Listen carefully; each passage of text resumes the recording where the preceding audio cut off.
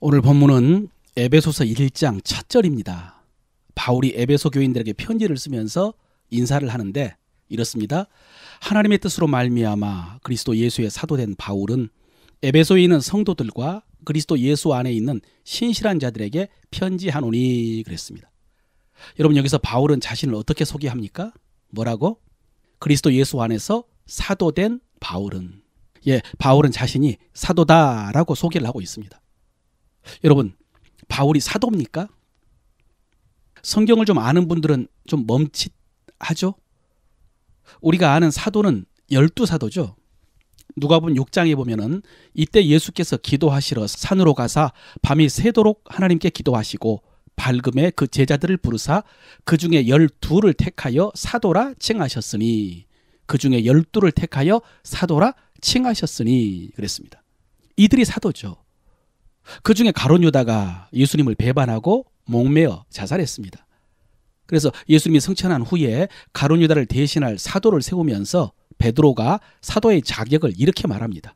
예수님께서 세례 요한에게 세례 받으실 때부터 승천하실 때까지 함께 다니던 자 중에 부활을 증거할 자라고 했습니다.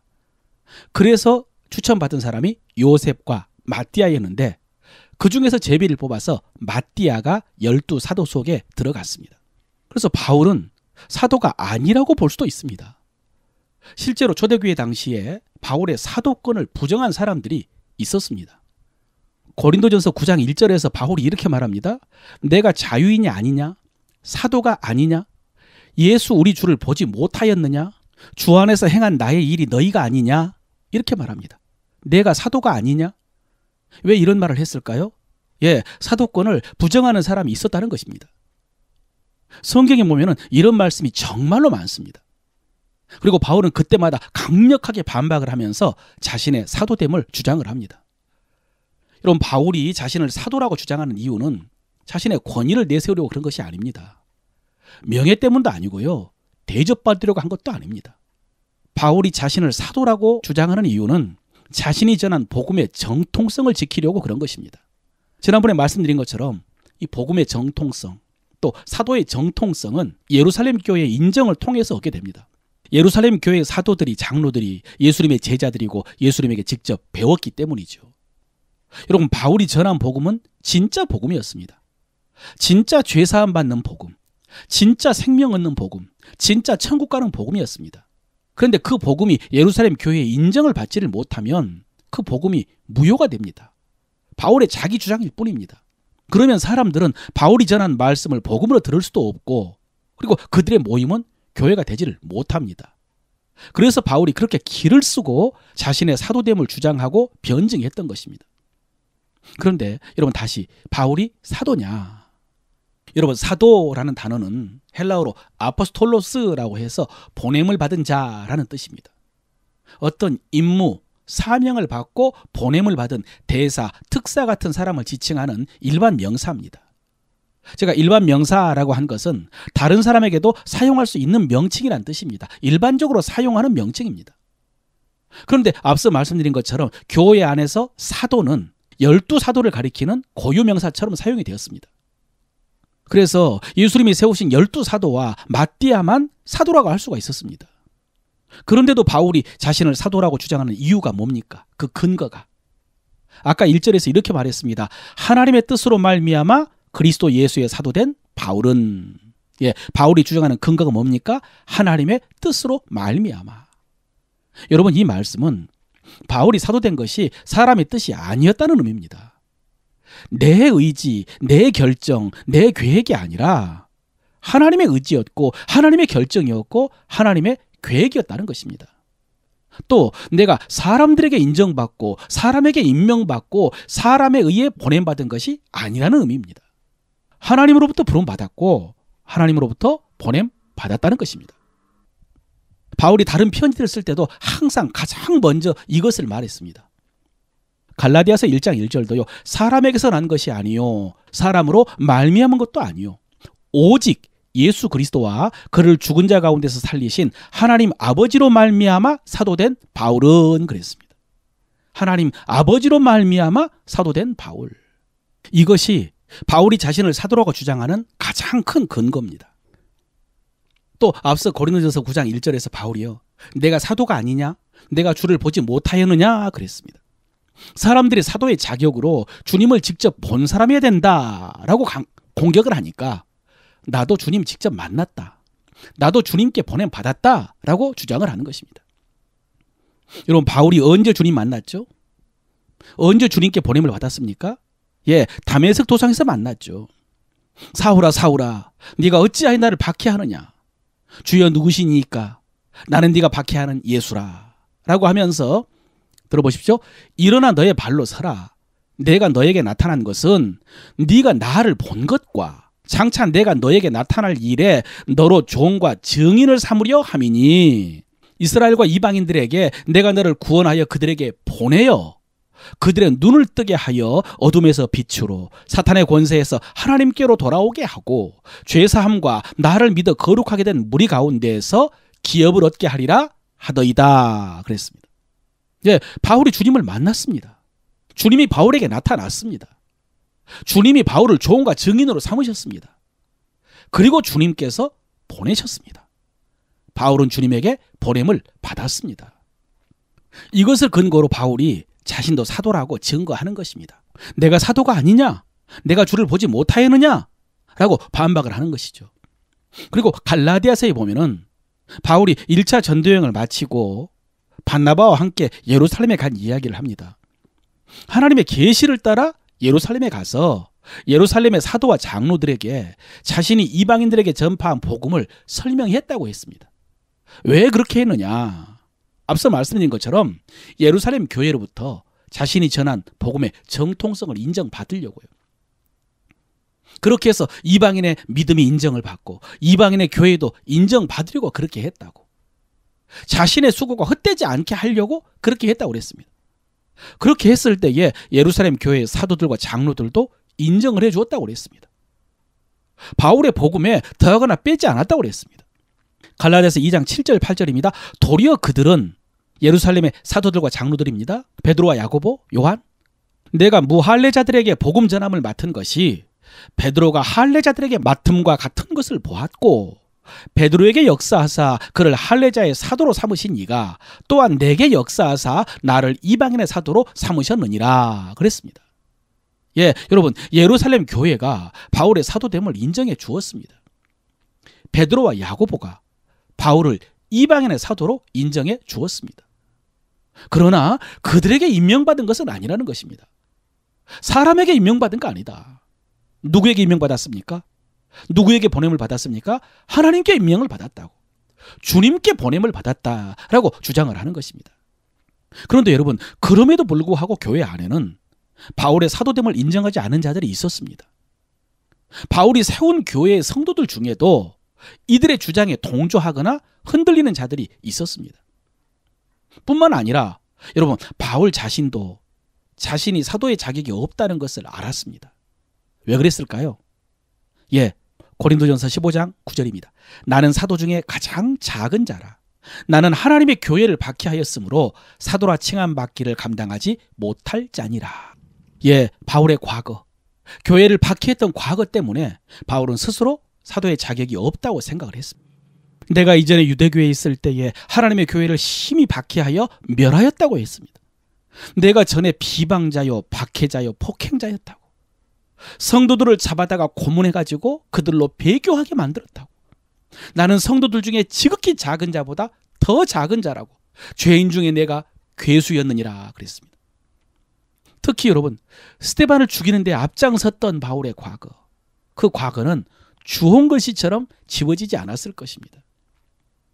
그래서 여러분, 이렇게 예루살렘 교회 안에도 바울의 사도됨을 인정하지 않은 자들이 많았고요, 자신이 세운 교회에도 자신의 사도됨을 불신하는 자들이 있었고요, 자신이 행한 과거도 자신이 사도의 자격이 없다고 위축되게 만들었지만, 그럼에도 불구하고 바울이 자신의 사도됨을 주장하고 지키고 확신했던 이유가 뭐라고요?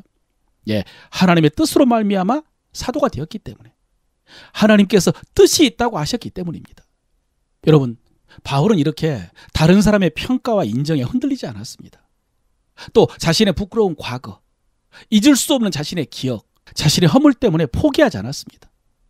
또 여러분, 바울은 복음 전하면서 고생을 엄청나게 했습니다. 고린도 후서에 보면요, 옥에 많이 갇히고 매도 수없이 맞고 여러 번 죽을 뻔하였다고. 40에 하나 감한 매를 5번 맞았고요, 3번 태장으로 맞았고, 1번 돌로 맞았고, 3번 파선하였고, 여러 번 여행하면서 강의 위험과 강도의 위험과 동족의 위험과 이방인의 위험과 신의 위험과 광야의 위험과 바다의 위험과 거짓 형제 중의 위협을 당하였고, 또 수고하고 애쓰며 여러 번 자지 못하고 줄이고 목마르고 여러 번 굶고 춥고 헐벗었다고. 여러분, 이렇게 고생을 했는데도 교회에서 인정받지 못하고 사람들에게 거부당하고 배신당하고, 그리고 지금은 로마 감옥에 갇혀 있습니다. 여러분, 에베소서는 옥중서신입니다. 요즘에 우리가 사도행전에서 묵상하고 있는 것처럼 동족들을 위해서 이방인들의 연부를 모아가지고 예루살렘에 왔다가 억울하게 체포가 돼가지고 부당하게 재판을 받으면서 2년 동안 가이사라에 갇혀 있다가요, 황제에게 재판을 청구해서 로마 감옥에 갇혀가지고 이 편지를 쓰고 있는 것입니다. 여러분, 이게 뭡니까? 그리스도의 사도가, 그리스도의 대사, 특사라고 하는데 이게 뭡니까? 그런데 여러분, 바울은 흔들리지 않았습니다. 흔들리지 않은 편안함이라는 그런 광고 카피가 있죠. 바울은 이 모든 상황 속에서도 요동하지 않았습니다. 낙심하지 않았습니다. 원망하지 않았습니다. 포기하지 않았습니다. 그 이유가 뭐라고요? 그 근거, 그 비결이 뭐라고요? 하나님의 뜻으로 말미암아 사도되었기 때문에, 하나님께서 뜻이 있다고 하셨기 때문입니다. 여러분, 우리가 그리스도 안에 있으면 새로운 피조물이라고 했습니다. 보라, 새롭게 되었다고. 그런데 우리 눈에는 새로워진 것 같지 않습니다. 왜냐하면 새로워진 것은 우리의 영이기 때문이죠. 영이 거듭났기 때문에. 그럼 혼이 새로워지기 위해서 어떻게 해야 되느냐? 계속 새로워진 영을 보면서 새로워진 영을 인식을 해야 됩니다. 나를 영으로 인식을 해야 됩니다. 육신으로 보면 안 됩니다. 육신을 보면 안 됩니다. 영을 봐야 됩니다. 그런데 우리 영은 눈에 보이지를 않습니다. 어떡합니까? 우리는 성경을 봐야 됩니다. 성경 속에 새로워진 우리의 모습이 있습니다. 그래서 오늘 성경을 보니까 바울도 일반적인 기준으로는 사도의 자격이 없고, 사람들도 인정을 안 하고 공격하고 자신이 과거에 한 짓도 사도됨과 어울리지 않지만, 그러나 하나님의 뜻이 있다고 하니까, 주님께서 보내셨다고 하니까 나는 사도다라고 인정을 하고 받아들이고 그것을 지키고 주장하면서 사도의 사명을 감당했다고 그랬습니다. 그래서 새로운 피조물이라고 했는데도 좀처럼 새로워지지 않고, 그래서 답답하고 흔들리고 의기소침한 우리에게 주신 말씀이 오늘 말씀입니다. 하나님이 그렇다고 하시면 그런 거라고. 하나님이 새로운 피조물이라고 하시면 새로운 피조물인 것이라고요. 이전 것은 지나갔다고 하시면 지나간 거라고요. 보라, 새 것이 되었다라고 하시면 새 것이 된 거라고요. 하나님이 나를 아실까? 어떻습니까? 하나님이 나를 지으실 때부터, 창세 전부터 지금 앉고 일어섬을 아신다라고 하시면 아시는 겁니다. 하나님이 아십니다. 하나님이 나를 사랑하실까요? 하나님이 세상을 이처럼 사랑하사 독생자를 주셨다라고 하셨으면 사랑하시는 것입니다. 내 생각이 중요한 게 아닙니다. 우리의 기억이 진리가 아닙니다. 우리의 느낌이 전부가 아닙니다. 그것보다 더 중요한 것이 하나님의 말씀입니다. 그런가 하면 다른 사람들의 시선도 있죠. 나를 향한 다른 사람들의 평가, 나를 대하는 태도, 그들의 눈빛, 그들이 나에게 했던 짓, 그들이 나에게 했던 말, 여러분, 그것이 중요하지 않습니다.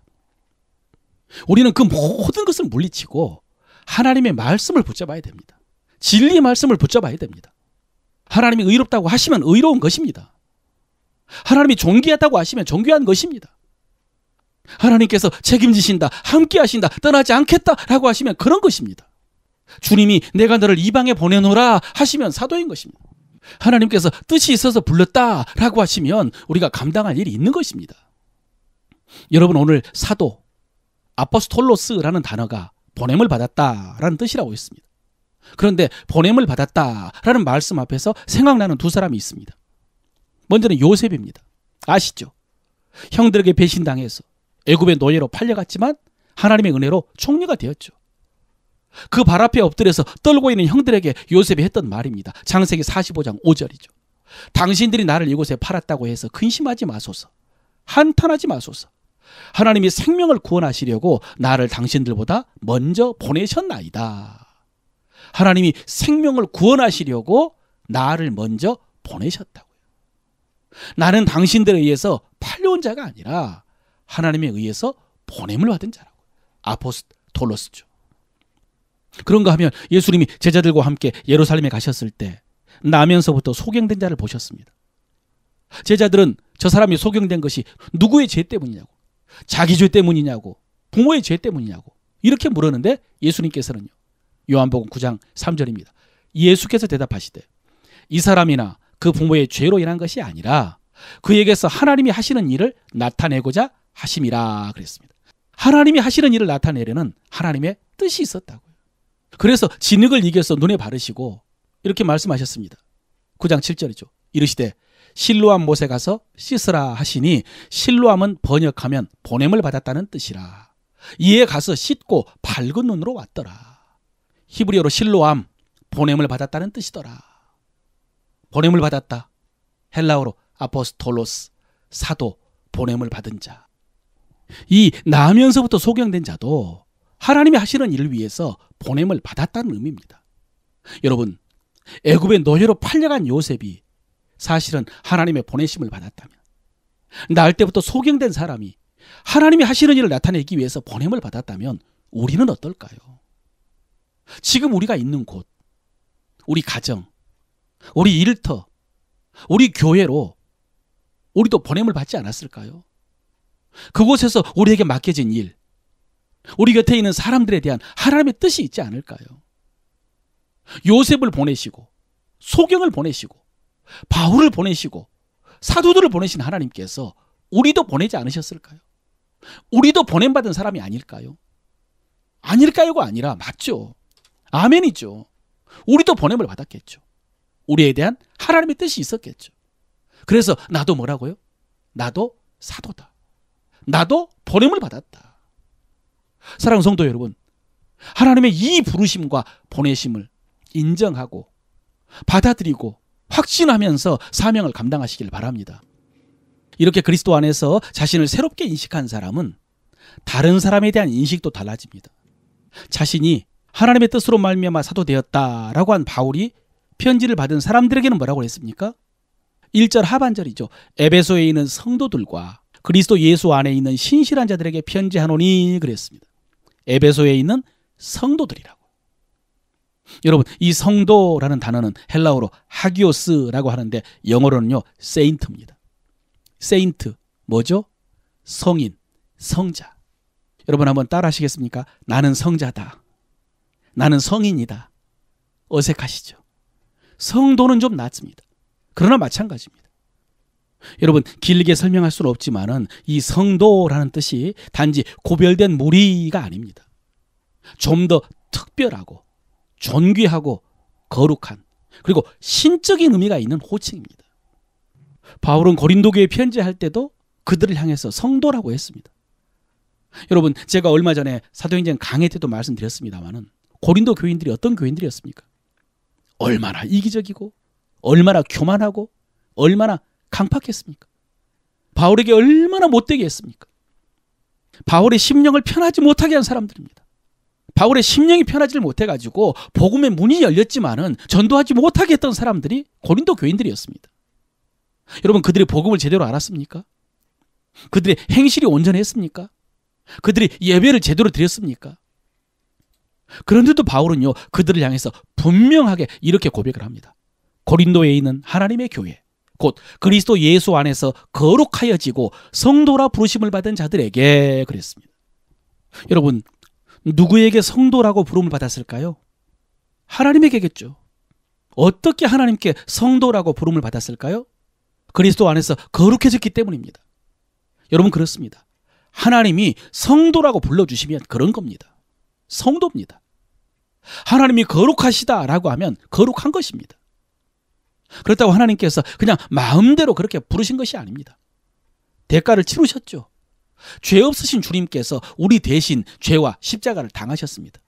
그래서 그리스도 안에서 거룩하다고 하신 것입니다. 한번 따라 하실까요? 나는 그리스도 안에서 성인입니다. 나는 그리스도 안에서 성도입니다. 하나님이 그렇다고 하시면 그런 것입니다. 아멘입니까? 마지막으로 이렇게 자신의 사도됨과 성도됨을 아는 사람은 이렇게 삽니다. 1장 2절입니다. 하나님 우리 아버지와 주 예수 그리스도로부터 은혜와 평강이 너희에게 있을지어다. 예, 자신의 모든 것이 하나님의 은혜요, 하나님의 뜻이요, 하나님의 섭리요, 하나님의 사명인 것을 아는 사람은 다른 사람들에게 그 은혜와 평강을 전하며 삽니다. 자신이 받은 은혜와 평강을 전해주고요, 자신이 깨달은 은혜와 평강을 가르쳐주고요, 자신이 누리고 있는 그 은혜와 평강을 빌어줍니다. 축복이죠. 은혜와 평강이 너희에게 있을지어다. 사랑하는 성도 여러분, 보냄받은 곳에서 이렇게 은혜와 평강을 전하면서 축복하는 사명을 감당하는 여러분 되시기를 바랍니다.